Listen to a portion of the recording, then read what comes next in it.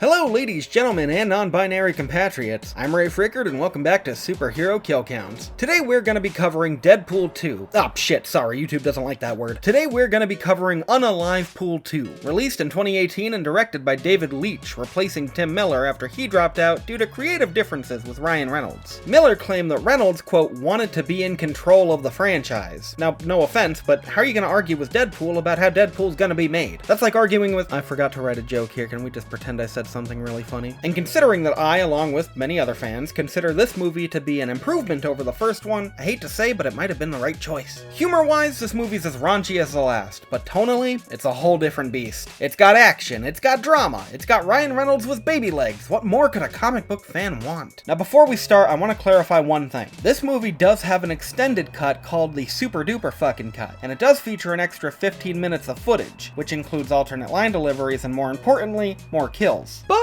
I just don't think it's as funny as the theatrical version, and the pacing feels a bit more sluggish. On this show, I want to use what I feel is the most ideal version of the film, so we're gonna be going theatrical. Now, without further ado, let us throw on our brown pants and see how many baddies bite it in the second coming of Pool. The movie starts off with Wade smoking a ciggy and winding up the most amazing music box I've ever seen. Like, good God, my figure collecting ass would kill for one of those. Our hero is clearly in distress as he lies down on a bunch of combustible barrels and blows himself to smithereens before kicking off our adventure with a few choice words. Fuck Wolverine.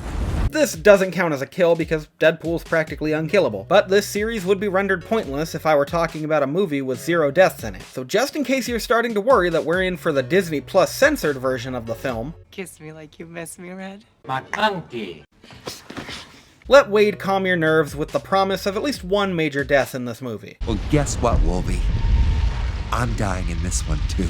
It's then that we're thrown 6 weeks into the past, so we can see what made Wade so having a bad case of not wanting to be alive-itis. On a mission to take out some Chinese sex traffickers, he starts trying to do my job preemptively. Uno, dos, tres, cuatro. I sure hope this video does not end up the same way. In this scene, I count 9 criminals, but I only see 6 of them get attacked, and of those 6, I think only 5 of them looked lethal. We have a man getting a good old-fashioned decapitation, you guys know how much I love those. A second guy gets his face slashed, now that looks survivable, painful but survivable. 2 headshots, a stab through the gut, and a katana right through the brain. Now I've heard of being sharp, but this is ridiculous. At a mafia funeral, Wade fires into a crowd, but no kills are shown on screen in the theatrical cut, so sorry, nothing to count here. In a Japanese bathhouse, he meets his match with some blade-on-blade action, and he ends up slitting the throats of 3 men, 2 of them at the same time for double points. And he cuts off another man's arms. Now he's still moving around, but I'm gonna presume he's gonna die of blood loss in a short while. And finally, at a strip club, he slices a man's chest open. Talk about a heartbreaker. Our montage ends with our hero infiltrating the hideout of a Russian mob boss, Sergei Velishnikov, and he just starts tearing ass in the background. Now you'd think because our buddy Sergei is running in slow motion that the action would follow suit, right? Wrong! So frame by frame we go. Yippee. In just this shot alone, I count 3 men shot, 1 neck snapped, 2 people slashed with an axe, 2 men getting chainsawed up, and a human barbecue. Holy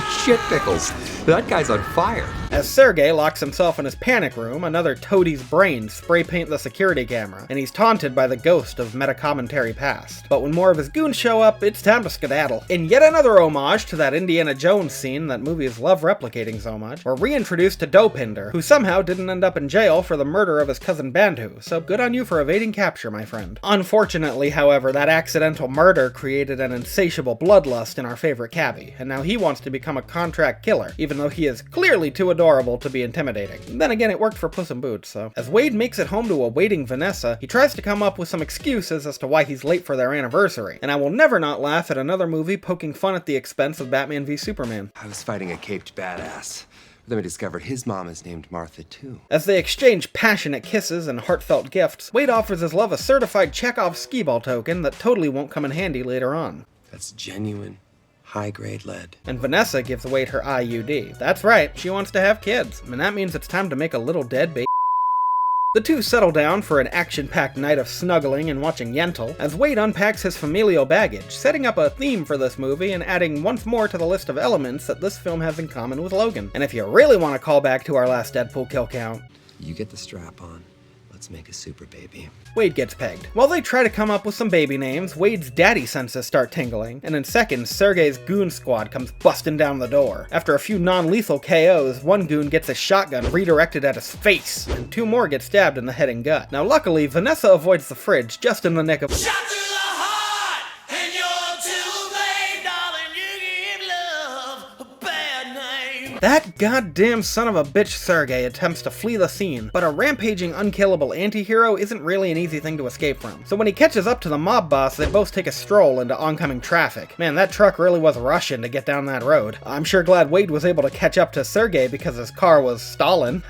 His girlfriend just died. This leads us into our humorous opening credit sequence, and can I just say, I adore these James Bond style graphics, and Ashes by Celine Dion is an absolute powerhouse of a song. Things this movie has in common with The Spy Who Loved Me, a great opening number. Things this movie does not have in common with The Spy Who Loved Me. This is a good movie. To add insult to injury, not only has Wade just lost the love of his life, but he also has to hang out with TJ Miller. He attempts to drown his sorrows, but when that doesn't work, he decides to check in on another old friend who he hasn't seen in a long time. And come to think of it, she hasn't seen in a long time either. Wade blames himself for Vanessa's death, and while Blind Al tries to console him, she inadvertently gives him the idea to actually try to kill himself. Yeah, I wasn't joking. This movie's tone is very different from the first one, and I like it. So after blowing himself up, he does end up in a sort of halfway point between life and death. But again, it's not going to count as a kill because he still can't quite cross that barrier. He sees Vanessa on the other side and tries to get through to her. Either that or he's telling her who he mains in Smash. Ness?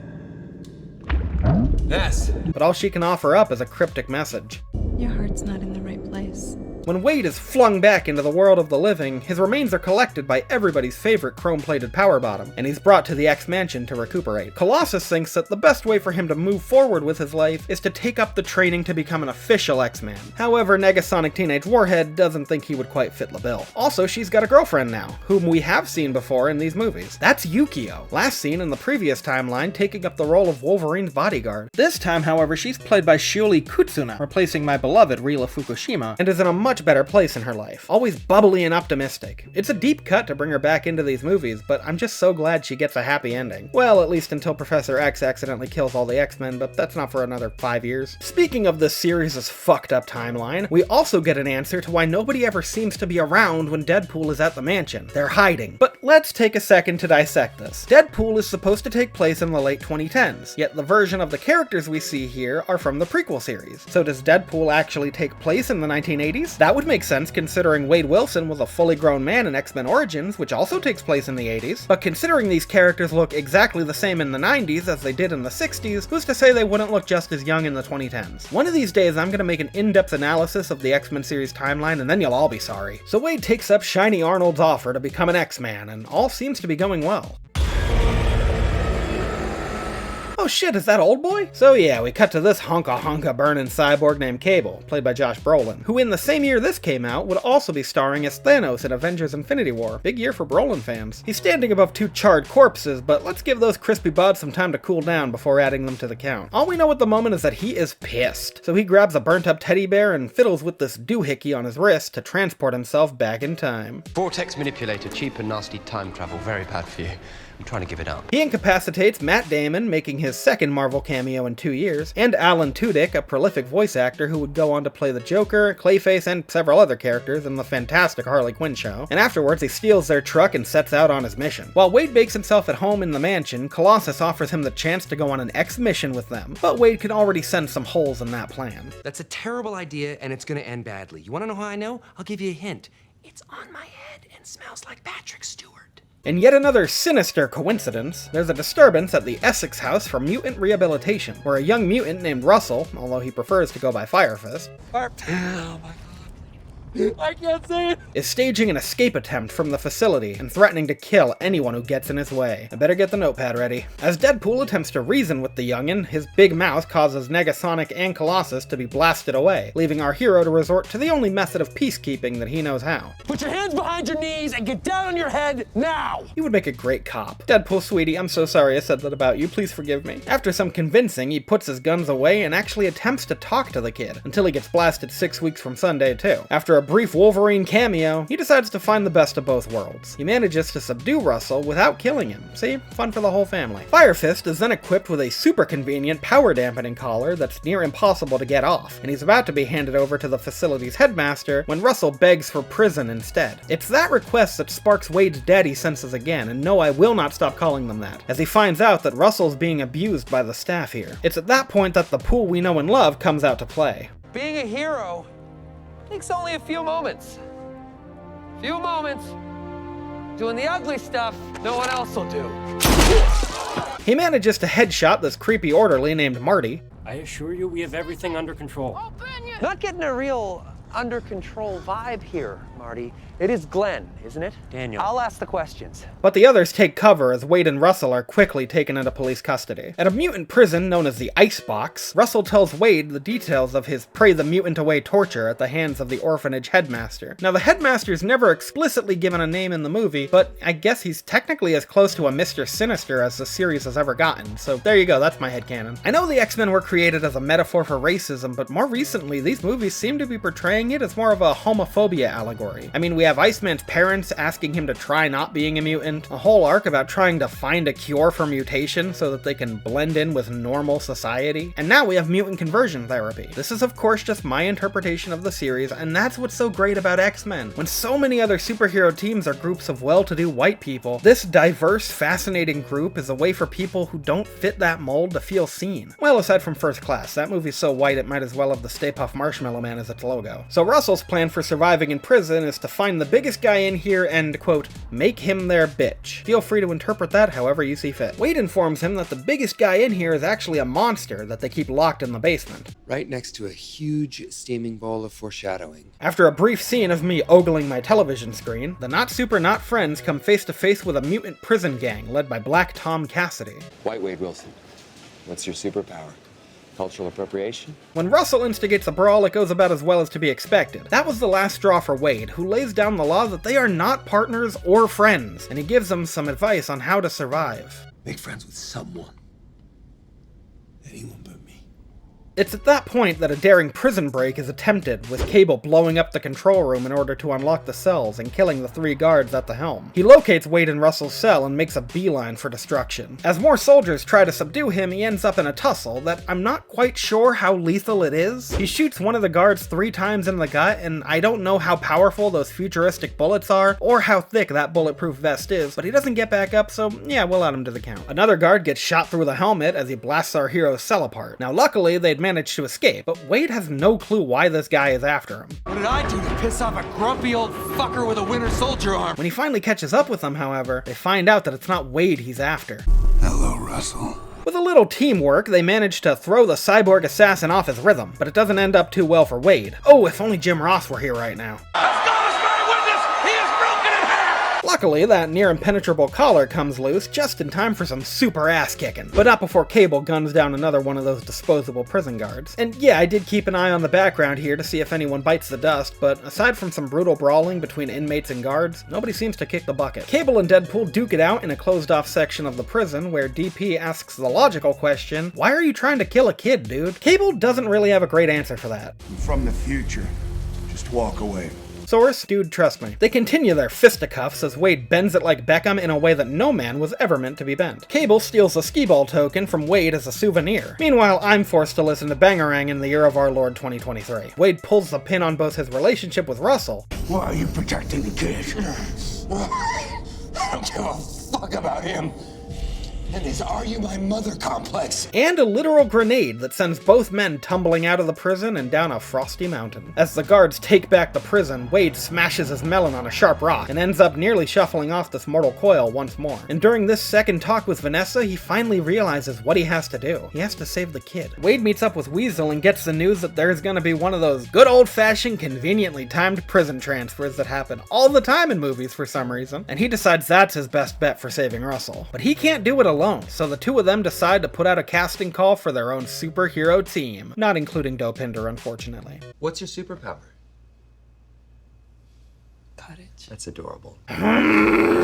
Sorry about that. Speaking of Russell, as another prison fight breaks out at the icebox, he decides to take his tray and sit with the other outcast at the School of Hard Knocks. We'll check back in on these two later, but this can only go well. At superhero tryouts, Wade enlists Bedlam, played by the amazing Terry Crews, an alien named Shatterstar, played by Mortal Kombat OC Louis Tan, the Vanisher, played by... oh, okay then. Zeitgeist, played by Bill Skarsgård, and I am so disappointed that he didn't take one look at him and say, "Who's this clown?" Hey, Peter! And finally, the ever-lucky Domino, played by the ever-lovely Zazie Beetz. With the team assembled, it's time to cuck that convoy, or something like that. As they prepare to make their entrance via helicopter, Wade christens his newfound family as the gender-neutral X-Force. Peter expresses some concerns about the high wind advisory in effect, but Wade brushes him off in what I can only assume is some of the most egregious ADR work I've ever heard. I'd like to go home. And I'd like the McRib to be available year-round, but sometimes dreams don't come true! I don't know what Ryan Reynolds actually said during filming, but apparently it was really funny because Bill Skarsgård can't keep himself from laughing. After a badass jump, they deploy their parachutes and oh god, oh no, everything's going wrong. Wade ends up stuck on a billboard, Bedlam crashes through a bus window, Shatterstar gets ground up in some helicopter blades, Vanisher intercepts some electrical wires. Oh shit, is that Brad Pitt? Fun fact, Brad Pitt got paid for this walk-on role with a cup of coffee. Not a bad deal for 3 seconds of screen time. Peter manages to land safely, but his heroic instincts would be his own downfall when trying to save Zeitgeist from a wood chipper. Why didn't the Losers Club just try that? But at least Domino made it to their destination, as well as passing by a Stan-tastic cameo. As she makes for the convoy, she sets off a chain of events in her favor, but it's not really so lucky for the other people involved. These guys are definitely dead. And Deadpool's commentary over the scene is so deep cut that people unfamiliar with Rob Liefeld's infamous artwork probably wouldn't understand some of the jokes. I mean, luck?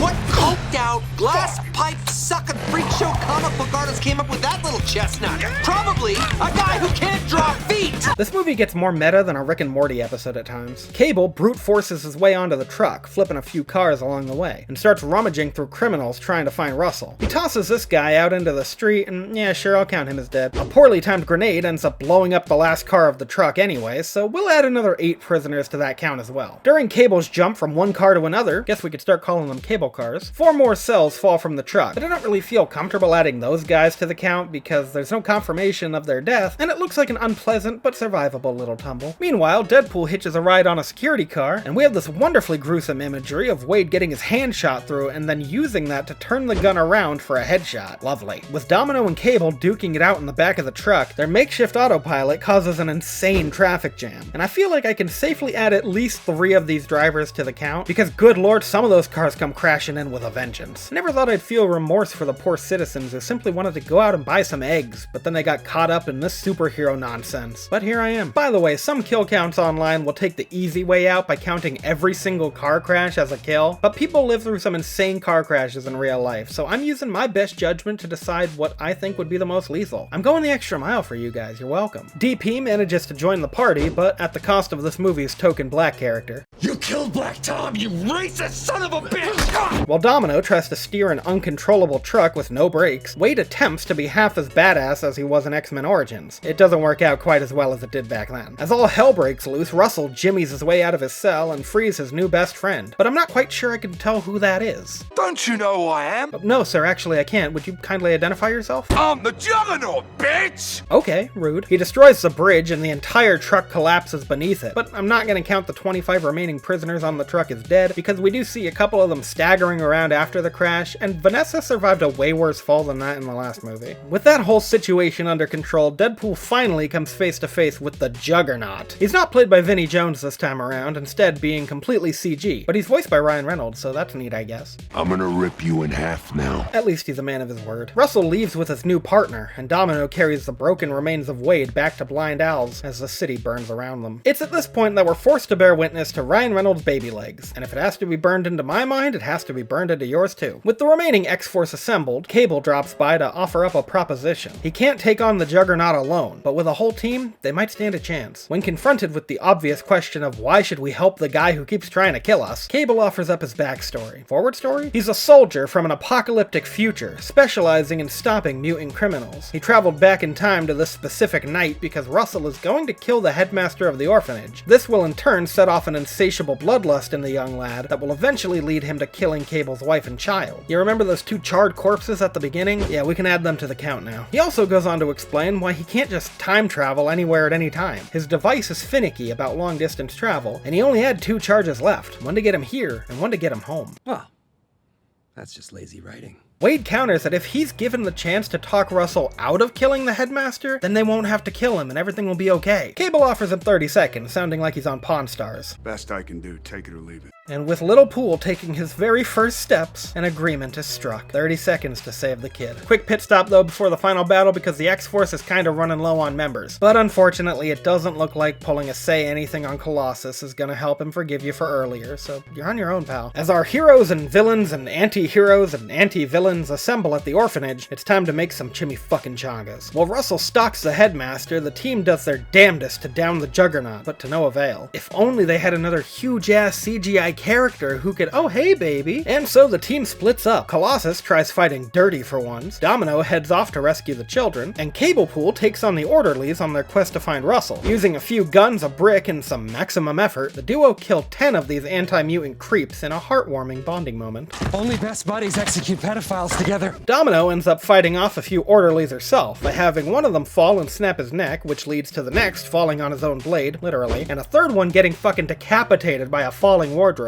Sweet. With the children rescued, the orderlies dispatched, and Negasonic and Yukio making a surprise appearance to help Colossus turn the Juggernaut into a walking bug zapper, it's time for them to save the kid. What starts out as a heated confrontation seems to start cooling down into a heartfelt apology, and a cue for some sappy Full House music, but unfortunately that's still not enough. Side note, the ash and dirt covering Wade's outfit gives it a gray tone that's meant to resemble his X-Force costume in the comics. Fucking love that shit, man. Wade's one last Hail Mary attempt at getting Russell to trust him is to put on a power dampening collar, making him just as mortal as everyone else. If Russell's gonna kill anyone, it's gonna have to go through Wade. As Fire Fist prepares his final attack, Cable's like, fuck this shit, and fires at the boy, causing Wade to jump in front of the bullet in one last ditch effort to put his heart in the right place. With Russell and the future saved, Wade decides to embrace the death he's been longing for this entire movie, finally making do on his promise from the beginning, but not without a few farewell quips to leave him laughing. Do you see that beautiful bright light? There it is.